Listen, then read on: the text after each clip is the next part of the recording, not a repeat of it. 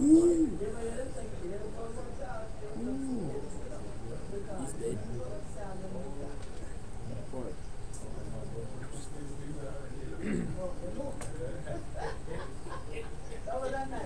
This guy is manager content at Full Sports.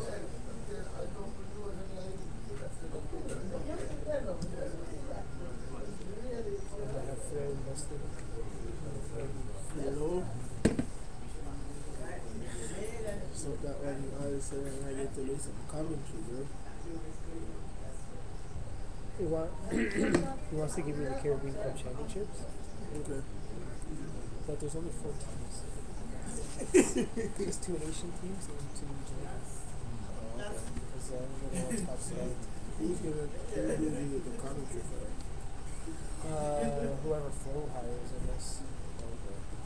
Okay. Because Flow's producing it. Like, they want to just give me the feeds. Oh, they're gonna give you the feed. Yeah. I think. That was my understanding. But I'd be like, just let us film it. And save yourself some money. I'll do it for free. It'll be one camera or whatever, but.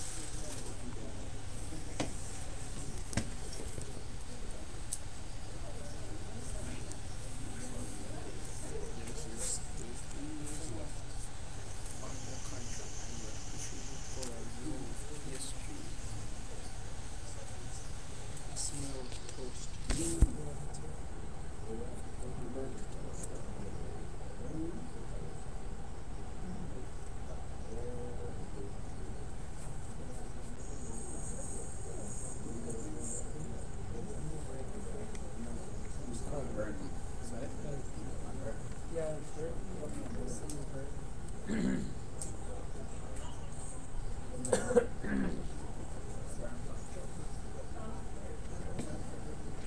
Carter, that was fast.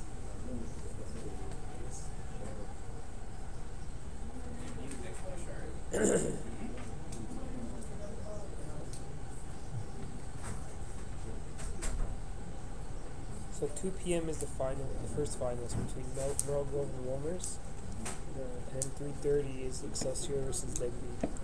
That's the field hockey. So the first one is what? At 2? Well, he wants me to be there for 12. That's not happening. But the other one's at 1. And the other one's at 2. Yeah, the one after that's 2. Let me tell Janelle that to be there.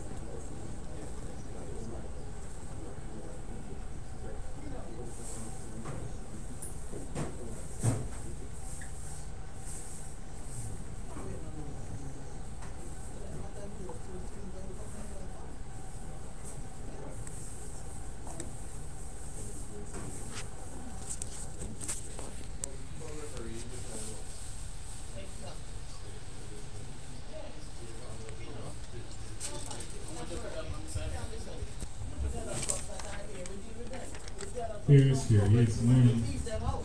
Good morning, ladies and gentlemen. Welcome to the Red Stripe Premier League press conference, as brought to you by the Premier League Clubs Association. Of course, let's start this morning by saying thanks for being here on behalf of the major partners and sponsors. Of course, Red Stripe. You have iCool, The Star, and Gleaner, and of course, ESPN KLS FM 89. Again, the PLCA. And of course, Sportsmax and Scene TV. We'll start with the 8:35 p.m. kickoff, which features holders Portmore United with a 2-1 lead over Mount Pleasant FA. I'd like to welcome them both to the podium for a Q&A with the media here. For Portmore, we have Shaven Sean Paul, their shot stopper, goalkeeper, and head coach Shavar Thomas, and Mr. David Galloway is Mount Pleasant FA's GM. He's with one of their club captains, Señor José Vargas. Señor, bienvenidos. ¿Dónde está? En el baño, por Dios. Regardless, Portmore, please head on up first. Yeah, man.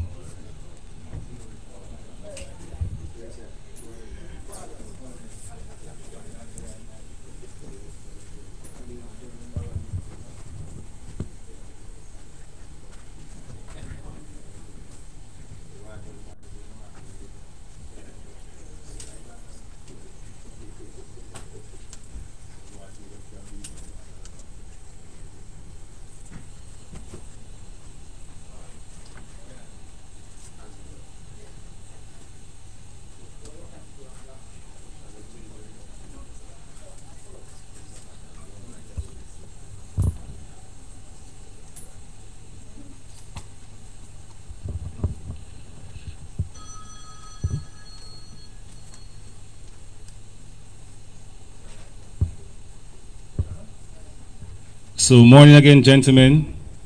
Second leg of the semi-final action is some 3 days away. The winner will either A, return to defend their title, or B, head to the final for the quest to go up and cup.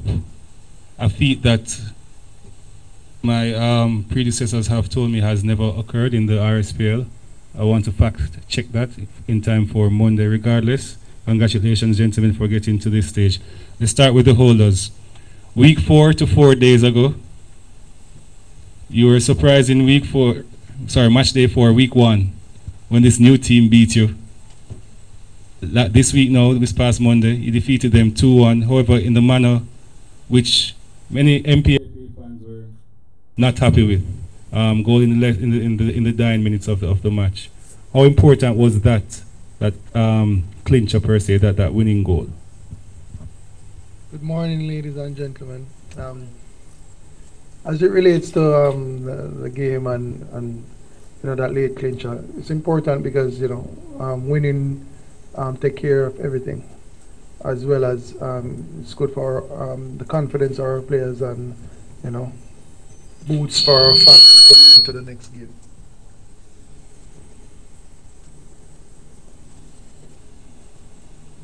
I will continue with you, Coach.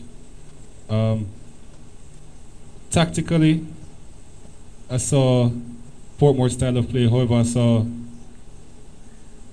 that some of the ballers really dug deep when it mattered most in that final 15 minutes. What was said at halftime, and were there instructions given to actually press for that late goal, or were you happy with the 1-0 scoreline going into the second? Would you have been happy? In terms of the performance and the tactics that you had mentioned, we had a methodology from start. It's our way, how we play, and we carry out that through the first half, and we reinforce it in at the halftime break. Being consistent with our play and what we want to do and how we know how to do. And credit to the team, they stuck to it, even when we came under some pressure. The first 10-20 minutes of the second half, I think at that point they were winning first, second, and third balls, and we didn't make it any easier. A couple of times we just gave the ball away on forced errors. But nevertheless, I think we got our foot in late in the second half and took care of business. 4 matches this season versus your opponents. The approach, the tactics, the secrets there, there's only so much you can pull out of the hat now. What's the approach given the obvious 2-1 lead heading into at least 90 more minutes of football? Yeah, I mean, like I said, there's no tactics that's going to separate the teams. Mount Pleasant got here playing some good defensive football, solid, hard to break down, hard to play against, and like I said last week, is the team that concentrate the more for longer periods of the game. And we did just that in the first one. It's just for us now to be consistent with that coming on Monday, positive with our play, being more focused and less giveaways, and just stay focused to see out the game. The focus is more than on the pitch, as you said.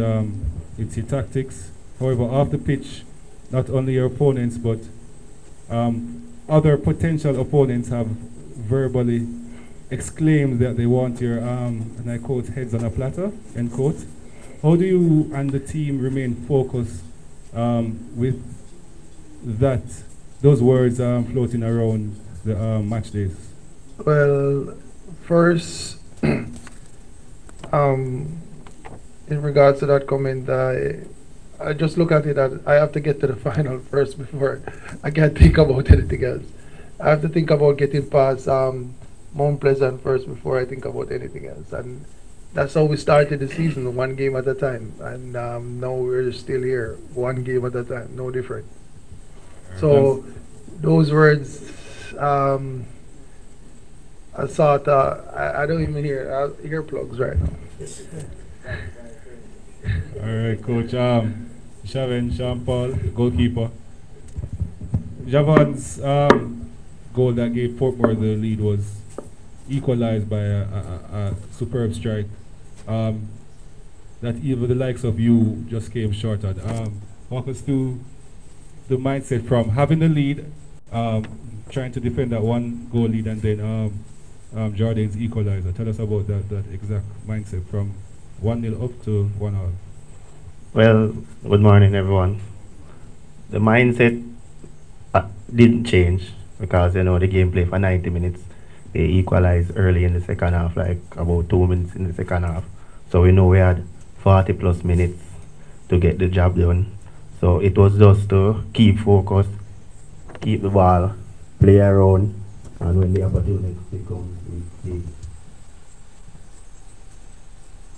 It's easier said than done. Yes, keep a clean sheet, and it's guaranteed that you advance to the final.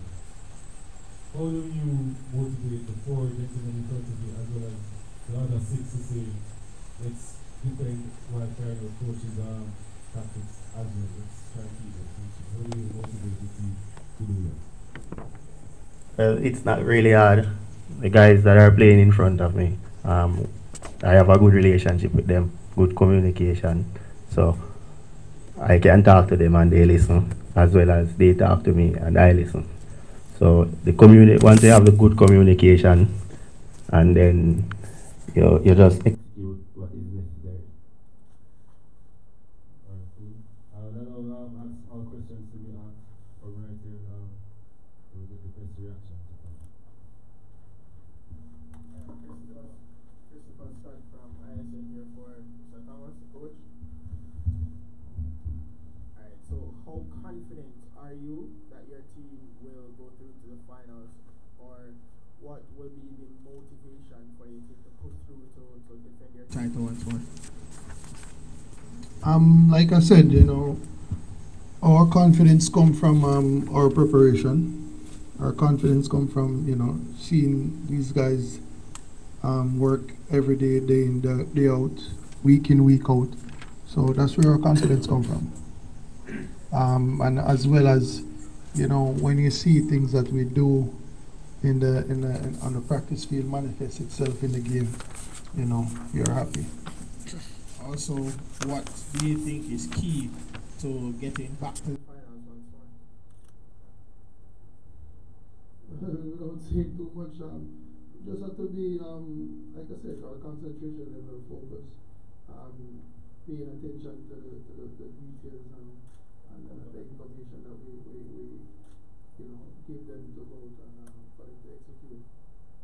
Alright, the question for Sean Paul. We spoke about the mindset that you were in when equalizer was scored by Mr. Fletcher. What would be your mindset over the other 90 minutes to secure finals for you once more? Well, it's the same approach, you know, that to be confident, put in work in training. Train hard, makes work easier and come much time. So we just put in the work, and the aim is to try and keep a clean sheet going forward. And I heard there was one more question for Portmore from the floor.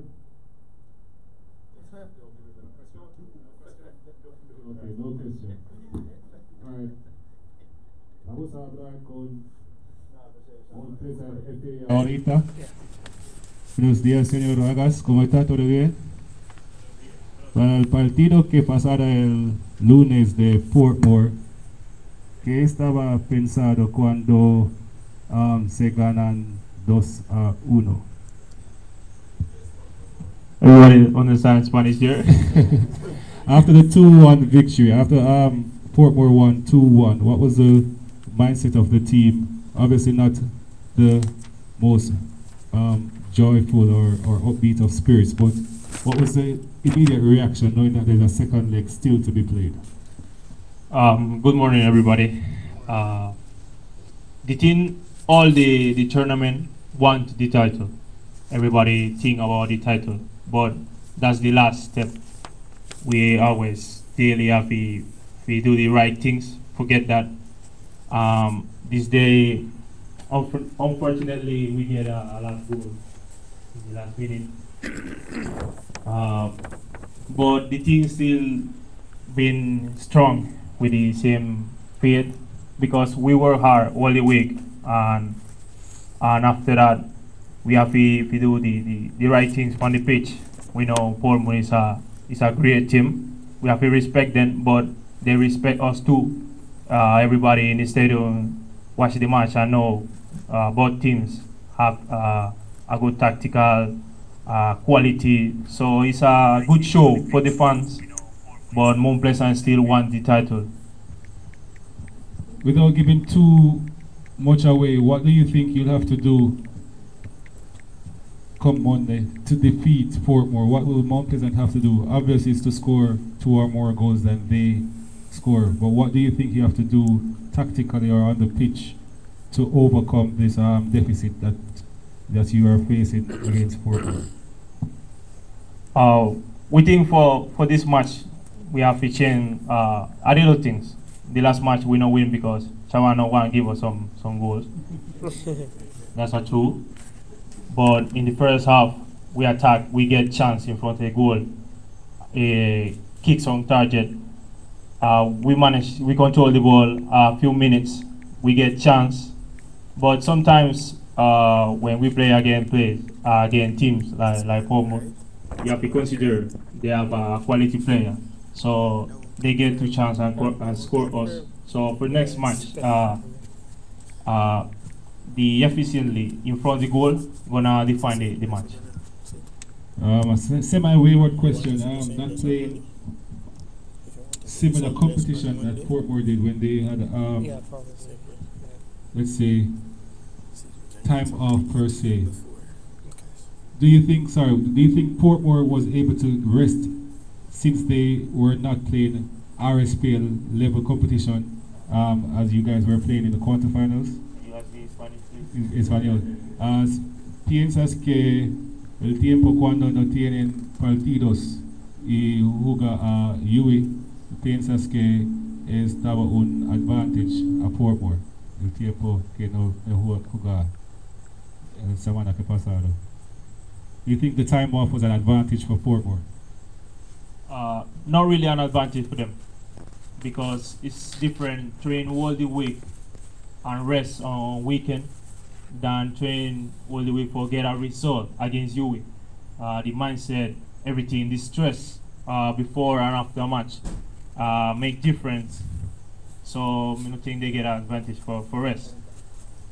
All right, thank you. MPFA, the FA Football Academy for obvious abbreviated reasons. Mr. Galloway, the build-up of the team sees a new team, but their experience has Reggae Boys, and I think 3 internationals. With that build-up, how did that transpire in the quarterfinals as well as the semi-finals, where a new team was able to display confidence against UE and win, and then hold it together against Portmore up until the last minutes where they conceded a goal? Good morning, ladies and gentlemen. To God be the glory, great things He has done. As I always said, Portmore is a good team. And when you go up against teams like Portmore, you know you have to go with your A game. But as I always tell the players that football is just like chess or playing domino.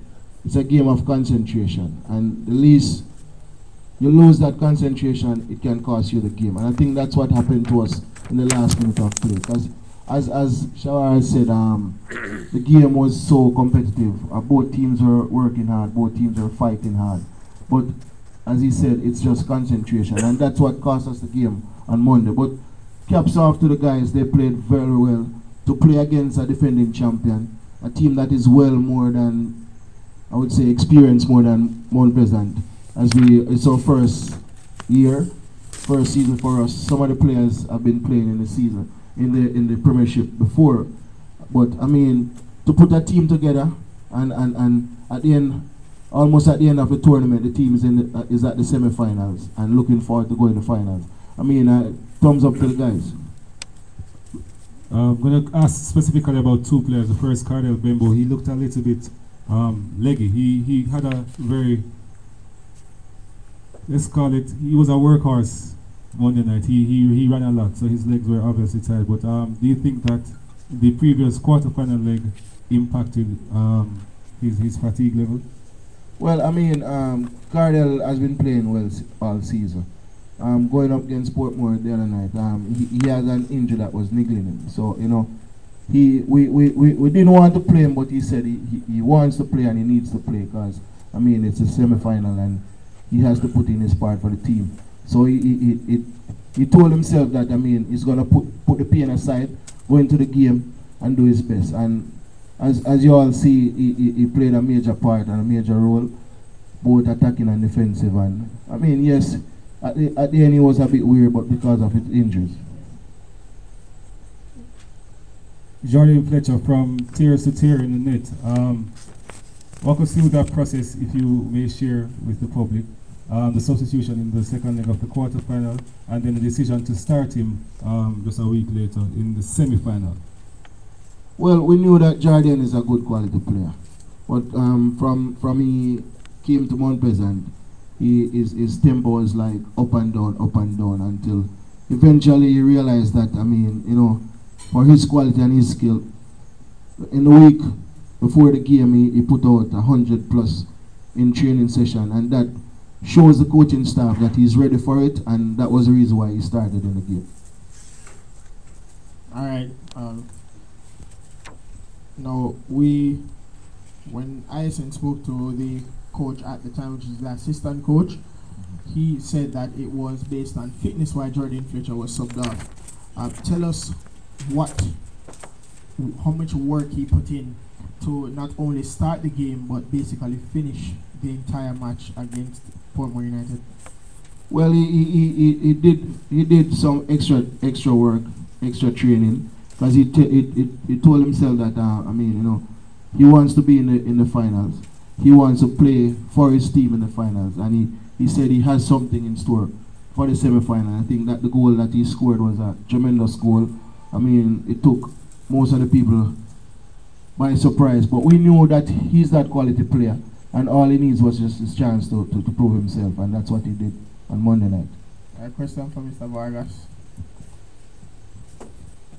Okay, what will be the talk within the players to motivate them to get the job done against the defending champions, Portmore United? The team always talk about stay together because in this moment our quality, like a team, like a family, gonna give us the chance for get the opportunity against them. We really talk all the days on training, on the house. We want this, but the first step is keep together, and the mindset for all the team is winning, but do the right thing. First we have to do the right thing, and all the way we stay focusing in what we have to do on the match and what we have to avoid in this moment in the match. Coach Cavalier, in the last press conference, your captain, Ladiel Richie said defense wins title. Mount Pleasant is known for that. But coming in the second leg, if you go out and defend as you normally do, and don't place as much emphasis on attack, that will not bring you to the final. Well, you're right about that. Going into the second leg, I mean, we are trailing 1 goal behind. It simply means that we have to put in extra work. I mean, both in the attacking third and in the defensive third. And if we want to find ourselves in the finals, we have to put in more than what we are doing now. And that is to, when we get the chances to score the goals, we score them. Hi, Mr. Galloway. We actually have a viewer question. It's a simple question, but there's a loaded answer to that. Personally, how do you think the second leg will end? Do you feel like it'll be... this is from, Venice Barchan. Sorry if I got your name wrong. Yeah, how do you think the second leg will end? Do you think you'll be coming on top convincingly, or do you think it'll be a close affair? Well, all is not lost, and that's the talk of the team. And once the team has that talk, we know that the second leg it won't be like the first one, because their confidence is now building, and they realize the mistake that they made in the first leg. So come the second leg, it's going to be a total different game from the first one. And I just have one other question. Coming from the first time in the Premier League this season, after that first win over Portmore, how different is your team from that very first game of the season, and after all the experimentations throughout the whole season, how different is your team now from when you first played Portmore in that first game? Well, there's far much difference, both in our team and in Portmore team. I mean, when we played Portmore in the first game, you know, we took them by surprise, because being a new team in the championship, they wouldn't have thought would have played that well. So we took them by surprise, and I mean, while the competition is going on, we search, we find our mistakes, we find our weakness, we find our strength, and we also study our opponents, know their weakness and their strength, and then when we go in the game, we will be able to manage very well. Thank you. All right, ladies and gentlemen, so there you have it. Holders Portmore United FC will face Mount Pleasant FA. They take a 2-1 lead into Monday's 8:35 kickoff live on television Jamaica, here locally in Jamaica, as well as on Sportsmax 2 in 25 Caribbean countries and Scene TV in North America. To be specific, the T-Dot Ontario region and the New York tri-state area. Gentlemen, thank you very much. Please step forward for some photo ops as seated in front of the table.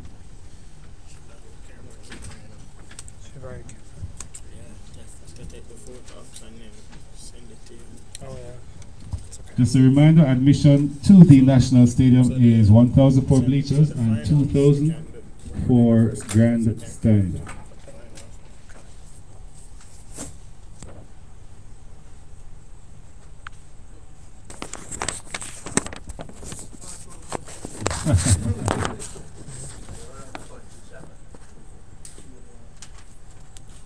There you have it.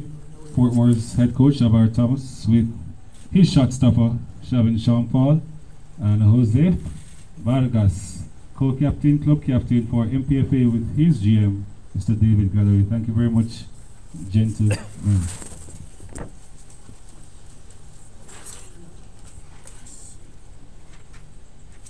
And the first matchup on Monday for 5:30 kickoff will be between Waterhouse FC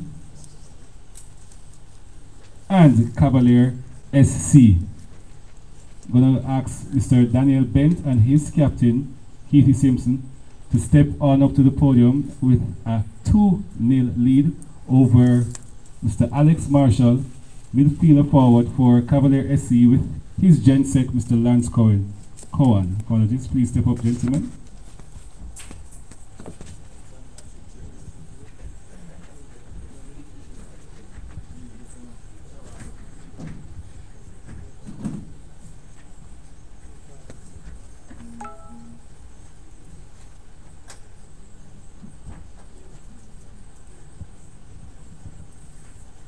All right, morning again, gentlemen. Coach Bent, first W versus Cavalier all season, came at a very good time. Semi-final first leg. How does the team feel after that W? All right, so morning, ladies and gentlemen. We're very much pleased of it. I said in my pre-game interview that you wanted to get out of the blocks quickly, and being that you scored 2 early goals in the first half, really gave us the ascendancy going to half-time, and I think the players are very much pleased of it. And we came back out in the second half and basically just managed the game. Although Cavalier came back in the second half, put some passes together, but at the end of the match, the experience of our players came up trumps for us. Did the factor of not beating Cavalier all season play in the motivational speech to your team? I think in some sense the players would have been mindful of it. Probably I would say it's a motivation for them, because I know Cavalier got in a possible 6 out of 9 points off us in the regular season. But it's always said in football that you always win at the right time, you know. So we are very much grateful, and we're very much thankful that we have a 2-goal cushion going to the second leg come Monday. But we're very much not complacent about it, because football is a very strange sport, and as quick as we can blink and the 2-goal cushion can be lost. But we're very much going to put on the ascendancy to solidify our place going to the final from the 29th of April. And as best possible you can answer, share with us what's the approach going in with a 2-0 lead. Are you going to bring over for our sponsors JUTC bus and park it in front of your goal, or are you going to just play Waterhouse football?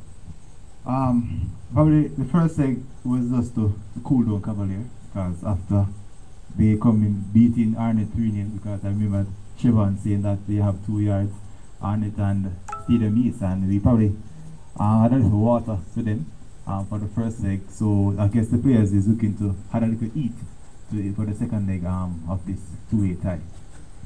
With all that heat and heads on a platter and so on, how do you focus for this contest while still publicly mentioning that you want another crack at the title shot, specifically against Portmore? Well, I guess we just have to continue doing the right things, make the right decisions, because in football and life generally you have to make the right decisions at the right time. So I think the players are very much mindful for that. Our captain here played a good match, and he made the right decisions at the right time. And so I think that's the mindset for us as a coaching staff, and also for the players as well. Captain Keithy, nothing no nice like ice. One of my football colleagues in the RSPL has told me. But even better than that is rest. Good goal. Walk us through moments leading up to the match, specifically return from injury on that break, and then scoring from that set piece. First of all, good morning, everyone. It was a rough road. I wasn't sure I'll be back, but we have a wonderful doctor and team nurse, and also thanks to Mrs. Roberts for the physiotherapy. You know, she stuck by me and ensured that I'm ready for the game. And first and foremost, thanks to them. And when I got back to the training, like, everybody welcomed me back, you know. And it was business as usual, working hard, preparing for a game. And we got to work, and the hard work showed off, paid in the end. We put in a lot of work during that time off, because we wanted to also match up to the fact that they were playing, you know. The gaffer gave us things to do, and I was there while I wasn't even training, and everybody was upbeat, you know, about the game. And you can see it throughout the game. We didn't have full possession of all the game, and just the fight, you know, which everybody knows what I was for. And the fight is what paid off in the end. I have 2 questions. Let me continue from the last comment of the fight. It is a fact Cavalier dominated the ball, and their speedy attack as well as proper on-the-ground passes, completed successful passes, as many as 10, 12 at a time. How frustrating is it to play against such a style of football, especially a man who just came back from injury, who plays in the midfield? Well, I wouldn't put it as frustrating. When you meet a good team, you have to respect a good team. You know, and they can move the ball very well, but in that instant, we just had to keep discipline. And that's what we did. You know, we stuck together, we stayed behind the ball, you know, and defended well. And whenever we got our chances to go forward, we just know that we had to make use of it. You know, and we also knew that we were very strong on set plays. And we told ourselves that if it's one, we're going to make it count. You know, and as you can see that we got probably 3 or 4 and we scored 2. You know, so in teams you have weaknesses and you have strengths. And on any given day you try to see as much as how you can erase your weaknesses and keep a balanced level of your strengths and make sure you work hard and apply your strengths. And that you did. You said fight, focus, strengths, and set pieces. My team and I saw, we had an aha moment, semi-deja vu, because you scored a goal just like that at Jewsland. And Tremaine scored a similar free kick, this time low. How much does the team practice set pieces as such, seeing that we've somewhat seen these chances taken advantage of? A lot. A lot. As I said, when you have a strength, you have to make sure you always be on point with it. You know, you don't want to drop off. You work on your specific set plays, you know, to ensure that on game days everybody is intact and knows their roles in the set plays. And what we do in training, you'll see it in games. Alright, Christopher Scott Anderson. This question is for the assistant coach, Mr. Ben. We hear questions about scoring goals, but we also need to be reminded that you guys kept a clean sheet. How impactful was the defense for Waterhouse in the first leg of the semi-finals? Well, it's a big factor, because if you score goals and you let in goals, then it wouldn't make any sense at all. So we were hell-bent on keeping that clean sheet.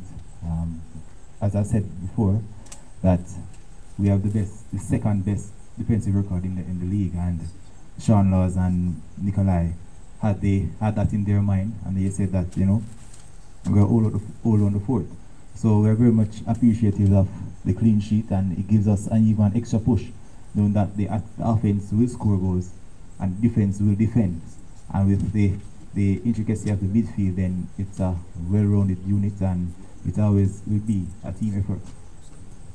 Also, what was the mindset of the coaches, knowing that Cavaliers mostly got the upper hand against you in the preliminary season heading into this first leg? Yeah, we were very much mindful of what Cavaliers has to offer, but we are very much confident in our players, because we have a wealth of knowledge, both in the starting level and even on the bench. So if some persons in the starting level can't get the job done, we have a strong bench to solidify our cause pushing towards the finals. So we know that it all comes down to what we do as a team, you know. I remember the assistant coach, Coach Lira, said last week after the game that Waterhouse doesn't have much more to offer. Well, I guess Monday we'll see what more we have to offer. Right, this question is for Mr. Simpson. We've gone for quite some time. Tell me what it was like walking onto that field in the National Stadium, and what was your mindset knowing that the set piece was coming up for that first goal for Waterhouse? Well, firstly, it was a great feeling to finally be back on the pitch. You know, walking out with my soldiers again to fight together. It felt great, you know. And in terms of set pieces, I'm a very tough player, and I want to score every set piece. So you'll see me challenging for every ball in the box whenever we have a set piece.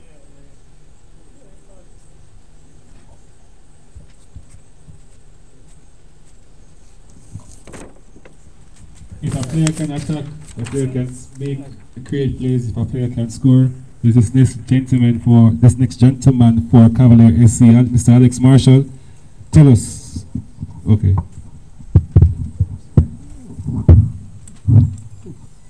I'll continue with Alex.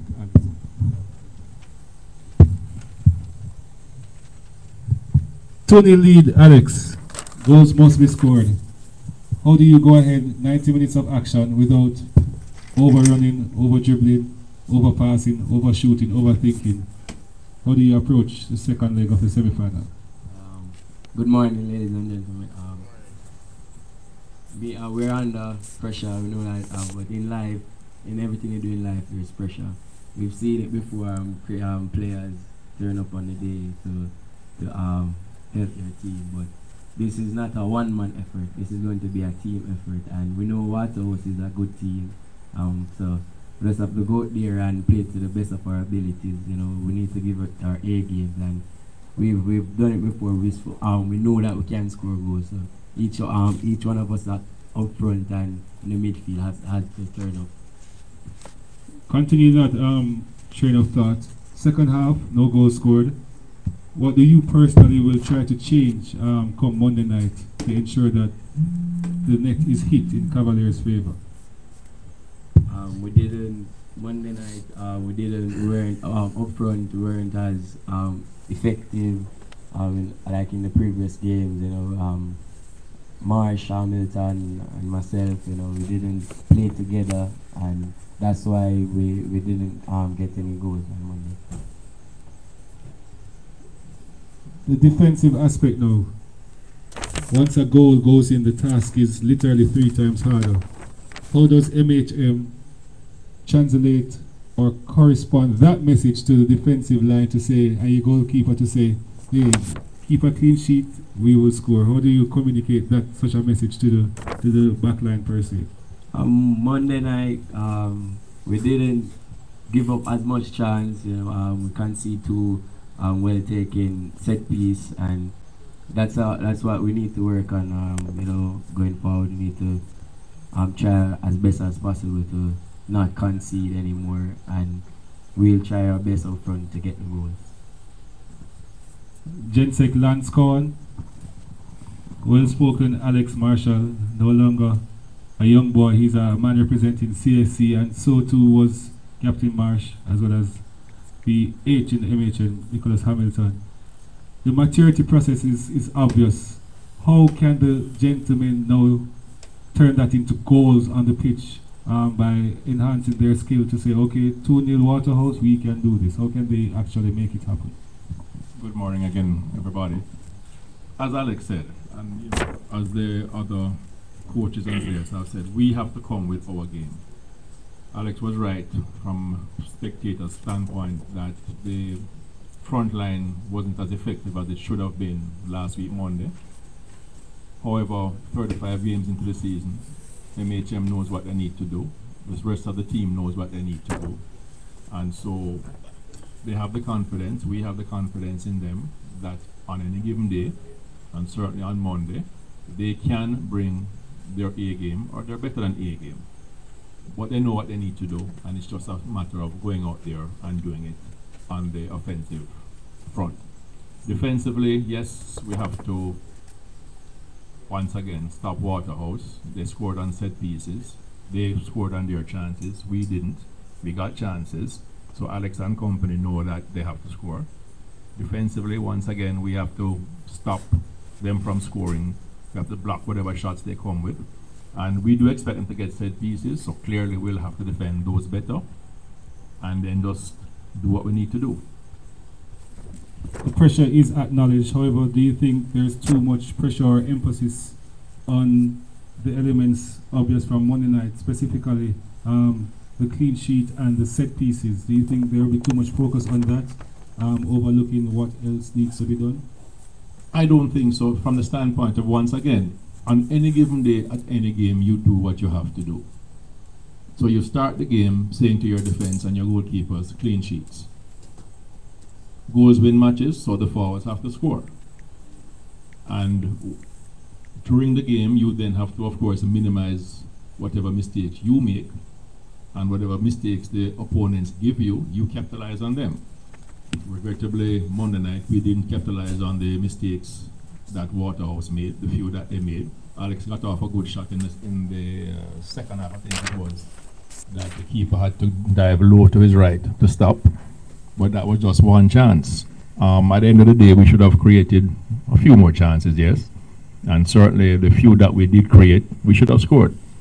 Once again, Waterhouse got what, 3 or 4 set pieces, as their skipper just said. They scored on 2. You can't knock that. They did what they had to do. So in the same vein, we have to go and do what we have to do. We have to go and do what Alex and company, as I like to call them, know what they need to do and what they can do. Does any additional banter around the semi-final atmosphere bother you, specifically if a coach were to hypothetically look ahead to the final when he still has to face your team? Does that, do you feel slightly disrespected? Does that such chat and banter? No. At the end of the day, it's football, and you know you're gonna have some trash talk. You're gonna have some talk, and people are going to do and say what they think they need to do to motivate them. Let me say this. Certainly in the last 2 seasons, some of the best football that we've played against Waterhouse. So last week, this time when we had the confidence of beating them, we had showed it on the field. They regained some of their confidence by beating us in 1 game, right? So the coach did what he thought he needed to do. At the end of the day, our thing is we had the ascendancy up to that 1 game, and we would have been sure that we would have beaten them again. So we don't need to talk. We prefer to let the talking happen on the field. But, you know, coach here, he did what he had to do, and that's fine. Life goes on. We're still friends. Just actually to carry on with that, last week he specifically said if he needed to put Cavalier's head on the platter, he would. Right. Do you feel that maybe that got into your team's head at all, or do you just that he's close to accomplishing that, or do you feel like that's more motivation for you to fight back, to come back and win this next game? It's more motivation for us to fight a little bit harder and come back and win this game. Again, he has to do what he has to do, and you know that's his personality. Our personality is not to talk and not to do a lot of trash talk. We prefer to let our talking happen on the field by the attractive football that we tend to play. Okay, this question is for Alex. Your team is full of youthful exuberance. You're 2 goals down going into the second leg. What is the vibe like in the camp? We know what needs to be done. Everybody is putting in extra work, working on what we need to do in the game, and just going forward into this game. Just have to get the right mindset, but that's what we're doing.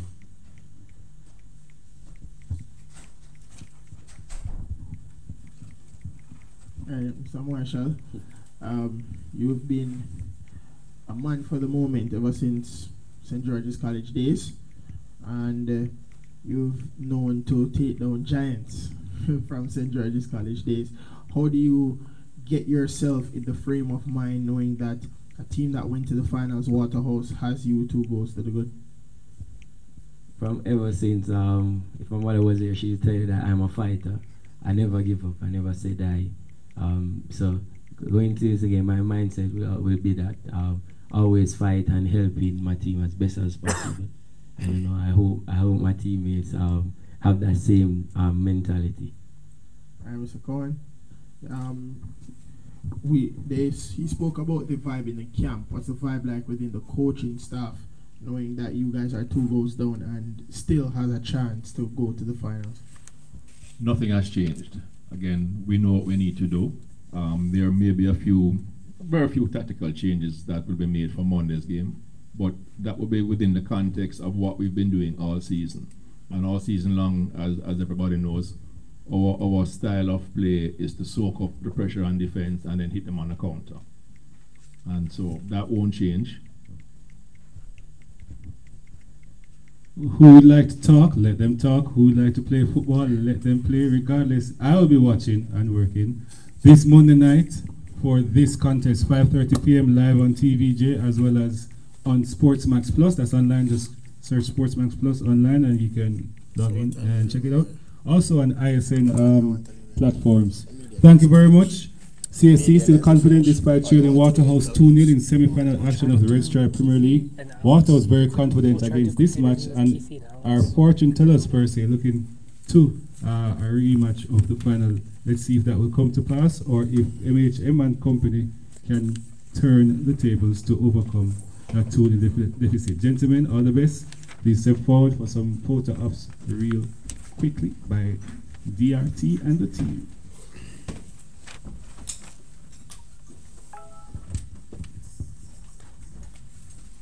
So that's Alex Marshall for Cavalier SC with his General Secretary,